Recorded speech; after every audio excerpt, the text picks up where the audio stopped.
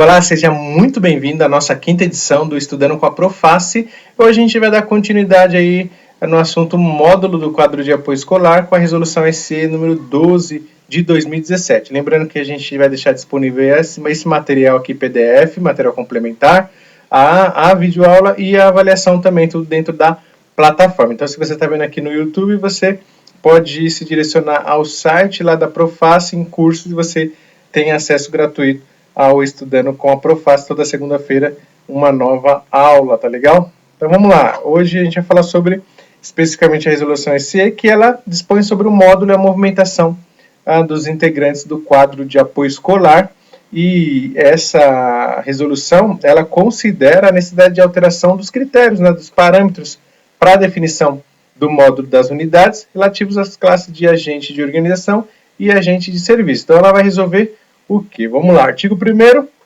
ela também fala sobre isso, sobre essa adequação, e o artigo 2º vem falando aí sobre dois anexos que são muito importantes para que a gente possa entender se a sua escola está com defasagem, se está com excedente ou se está com módulo completo. Então você precisa prestar bastante atenção nesse anexo 1º aqui, que ele considera com as escolas exclusivamente de anos iniciais. Então é só você entender que se você tiver a sua escola são de 4 a 7 número de classe e você só tem um turno, você tem direito a 2 funcionários, aí 2 agentes de organização escolar. Se você tem 2 turnos, então são 3 no número de funcionários e assim consecutivamente de 8 a 15 número de classe sobe para 3 se tiver um turno e 4 para 2, e aí você vai se guiando aqui por essa tabela, tá legal? Se você é de uma escola de ensino do ciclo 2, ensino médio, aí já aumenta o número de turnos, e aí 4 a 7 são 2 funcionários para um turno, 3 funcionários para 2 turnos, e 4 funcionários para 3 turnos, e assim consecutivamente é só ir seguindo a tabelinha bem tranquilo, tá legal? Aqui vem falando também sobre a conta dos CELs, que cada grupo de 2 turmas equivale a uma classe, a relação à educação especial, a cada 3 classes de sala de recurso será considerado uma, e para fins das escolas de tempo integral, o que será considerado é dobro o número de classes em funcionamento. Então, se tem uma classe, você considera 2 para a escola de tempo integral e para as PEIs, tá legal? O artigo 3º ele fala das condições de que não participam, não entra para o cômputo do módulo. Então, se você tem 5 funcionários, você só comporta 4, mas um deles é readaptado, então tá ok, porque ele não conta no módulo, assim como o nomeado em comissão, assim como o GOI da unidade, também não conta para o módulo. Quem está em exercício de mandado eletivo também não, em afastamento, TRE, junto ao programa de parceria Estado-Municípios também não. Se tiver licença, aquele artigo 205, a mulher casada com a polícia e está em mandato pelo Estado, está em curso, está afastamento, ela também não conta. E quem está de licença saúde mais de 180 dias ininterruptamente, aí também não pode considerar para o módulo. Também tem as designações por prazo indeterminado. Tem os artigos aqui para você com calma dar uma olhada, porque a nossa aula aqui são no máximo 10 minutos, não dá tempo de a gente ir item a item, mas você tem aqui para que você possa consultar com calma, tá legal? Ele fala aqui no artigo 4º, a identificação respectivo módulo, que os oficiais administrativos, que entra lá atrás, ele conta como agente de organização, os auxiliares de serviços gerais como agente de serviços escolares. O artigo 5º fala da movimentação dos funcionários do QSE. Claro que o funcionário é aquele que é investido através de concurso público e servidor é o conhecido como categoria F, não é o efetivo. Então ele fala que o concurso de remoção, sempre essa movimentação será por funcionário e a transferência pelo não efetivo aí, categoria F. E esse disposto não se aplica ao Lei 1093, categoria O, tá legal? Para concurso de remoção, o levantamento de vagas dar-se-á com observância no que segue. Então, serão computadas como iniciais as vagas que estejam ocupadas por servidores contratados. Então, os contratados categoria O, esse funcionário, como ele não é um funcionário efetivo, não é categoria F. Então, essa vaga dele ele está ocupando, mas ela conta aí para remoção como inicial, devido a essa não efetividade, por isso que tem que entrar um efetivo nesse caso, tá legal? Não será considerado como vaga inicial ocupado por servidor não efetivo do QAE, naquele caso do categoria F, e não haverá levantamento de vagas potencial nas unidades escolares que possuem seu módulo servidor na condição de excedente. É claro que se já tem tá sobrando funcionário, então não tem como ter vaga lá.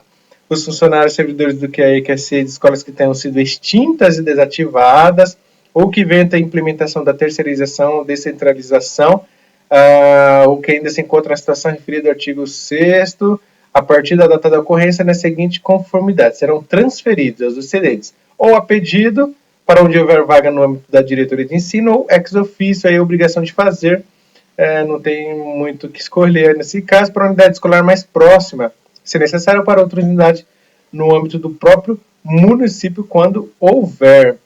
O artigo 8 fala que são declarados excedentes os servidores do QAE e QSE que venham extrapolar o modo fixado para a unidade escolar, que é aquele modo que a gente viu na tabelinha. Observado o cronograma, ser estabelecido pela CGRH, com vistas ao aproveitamento dos servidores excedentes, assim, identificados na unidade escolar de origem, deverá ocorrer a transferência do servidor para onde existir vaga no âmbito do próprio município. E essa transferência tem uma preferência, né? Então, primeiro é o funcionário do quadro de apoio escolar, depois o servidor do quadro de apoio escolar, depois o funcionário do QSE. Então, é sempre o efetivo, depois o F, efetivo, depois o F. Então, se o F tem pontuação maior que o efetivo, mas na ordem de preferência, o efetivo, então ele fica e o servidor vai. Secretário de escola, que seja titular e tenha seu cargo aí transformado, a preferência é de quem prestou concurso para provas de títulos para o cargo mesmo de secretário de escola. Então, também tem essa regrinha. Artigo 10º, para fins de identificação dos excedentes, consequente transferência, a classificação dos integrantes do QAE e QSE, em detrimento disposto no artigo 9º desta resolução, dá-se pela somatória de pontos aferidos na conformidade que segue ao tempo de serviço público estadual prestado. Então, Secretaria de Educação, 1 ponto, respectiva classe na unidade escolar, 3 pontos, e no cargo, 4 pontos. Depois a gente vai mostrar uma tabelinha para explicar isso aqui melhor, tá legal? Para fins de identificação dos excedentes, ainda me falando sobre isso no artigo 10º, a contagem de tempo, ela precisa ser igual ao adicional por tempo de serviço, porque aqui tem muita dúvida, mas o funcionário tem muita falta e ele ainda ficou na minha frente e tal. Mas você precisa considerar o ATS dele lá na ficha 100, você considera somente o tempo, esquece o tempo de falta, considera só o efetivo exercício, tá legal? Então aí fica mais fácil para fazer essa continha. Em caso de empate da pontuação da classificação de que trata este artigo, o desempate ele tem uma ordem, então são as 3 regrinhas aqui. Primeiro, pela idade igual ou superior a 60 anos, que é o Estatuto do Idoso. Pela maioridade, para os inscritos com idade inferior a 60 anos, ou pelo maior número de dependentes em cargos de família. Então, pode ser a pedido para outras unidades escolares da Secretaria de Educação, ou obrigatoriamente para a unidade escolar no mesmo município da diretoria de ensino que foi declarado excedente. A transferência que se refere ao inciso 2, segundo deste artigo, deixará de ser obrigatória para o excedente quando não houver vaga em nenhuma das unidades escolares sediadas no próprio município. Então, se não tem vaga, não tem como o excedente ir, então ele continua na mesma escola. Quando o número de servidores excedentes for maior do que o número de vagas existente, a obrigatoriedade de transferência recairá no servidor com menor classificação. Então, se na sua unidade tem lá 2 excedentes, mas aí na diretoria tem 5 somente. Então, na verdade, não necessariamente será esses 2 funcionários que vai sair da sua escola. Por quê? Porque aí vai ter que fazer um levantamento geral da diretoria para ver quais são os últimos aí na classificação e esses que serão excedentes, porque o número de vagas é menor do número de excedentes. Então, precisa entender isso também, tá legal? Observado o interesse da administração, esgotado todas as possibilidades de transferência para as unidades que contem com vagas disponíveis, caberá ao dirigente regional de ensino proceder à acomodação na diretoria do próprio município, independente se possui um módulo completo para suprir as demandas da técnico-administrativa da escola, encaminhando a proposta de transferência a pedido ao ex-ofício autoridade competente. Então, observou o interesse da administração, esgotadas as possibilidades de transferência para unidades que contam com vaga, aí o dirigente pode encaminhar dependendo da unidade que precisa aí do servidor. O disposto no artigo 3º deste artigo não deverá preliminarmente se restringir ao âmbito territorial do município, precisa estar no município que ele já trabalha na sua diretoria de ensino. Caso a diretoria abrange mais um município, aí sim ele pode ir para essa outra diretoria. Fica assegurado ao servidor que for transferido conformidade com o artigo 3º, um prazo de 15 dias contados da data da transferência, manifestar sua opção de retorno à unidade de origem quando surgir vaga. Pode ser que você seja excedente e é transferido, então você faz a declaração que você tem 15 dias para isso, que você quer voltar quando surgir vaga, porque pode ser que altere o módulo, lá surja novamente a vaga e você retorna sem problema. Disposto no parágrafo 4º deste artigo não se aplica a situação de transferência a pedido e a transferência de excedentes no termos deste artigo não se aplica ao oficial do QSE, porque o QSE, no caso de a diretoria de ensino, a unidade escolar situarem-se em município distinto, não se procederá à transferência dos servidores excedentes, são municípios distintos. O oficial administrativo que já tenha sido transferido da unidade escolar para a diretoria de ensino somente poderá ser transferido para outra diretoria, é seu pedido, se comprovada a existência de vaga e sempre observando a conveniência da administração. Tá legal? A transferência dos servidores que trata a resolução far-se-á fundamento no artigo 54 e 55 da Lei Complementar 180, de 78, que instituiu o sistema de administração de pessoal, falando sobre esses módulos aqui, sobre a remoção. Então é legal você depois também dar uma olhadinha nesses artigos, e compete ao dirigente regional na sua área de circunscrição proceder à declaração de excedente, bem como a atribuição de vagas para a transferência dos servidores, cabendo à CGRH proceder às transferências que sejam autorizadas e publicadas em DO. Essa resolução entra em vigor,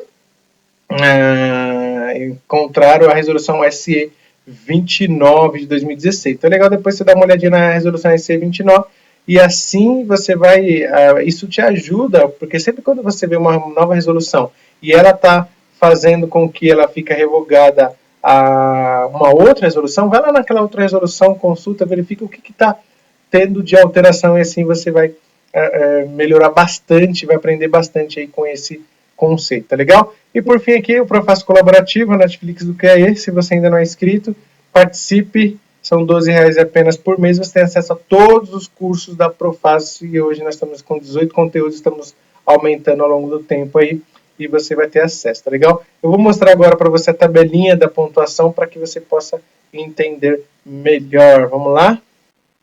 Então vamos lá aqui nessa ficha aqui, nesse atestado de tempo de serviço, que é a pontuação que você vai fazer de todos os funcionários, para que você saiba quem é que está qual a classificação, né? Se caso vai ficar alguém excedente, a contagem considera 1/6 de 2020, e aí é bem simples, e você vai colocar aqui o número de dias que ele tem de efetivo exercício, aqui primeiro, dentro do Serviço Público Estadual na Secretaria de Educação. Então, ele é um agente de organização escolar que tem 1 ano aí de serviço, mas ele tem as faltas lá, tem uma licença, então ele tem só 345 dias. Ele não tem 1 ano, ele tem 1 ano de trabalho, mas ele teve as faltas, licença, e foi ter que ser descontado, porque você vai pela ficha sem no ATS. Então esse número aqui está no ATS, você vai verificar aí no seu funcionário, para você fazer esse cálculo aqui, você colocar, e ele já te dá a pontuação aqui, tá legal? Tempo de serviço na respectiva classe, na sua unidade escolar, então, ele tem na sua unidade escolar só 250, porque ele veio de outra unidade, então, não são os 345, você conta o tempo na unidade também, na ficha 100 você consegue lá no campo, lá unidade escolar, 250, e o tempo de serviço no cargo na função, então ele tem os 345 dias. Então, você só vai verificar aqui a pontuação total, você faz isso de todos os funcionários e vai saber qual a classificação de cada um para esse módulo e para saber se são excedentes ou não, tá legal? Então é isso aí, a nossa aula vai ficando por aqui. Muito obrigado e até a próxima. Tchau, tchau.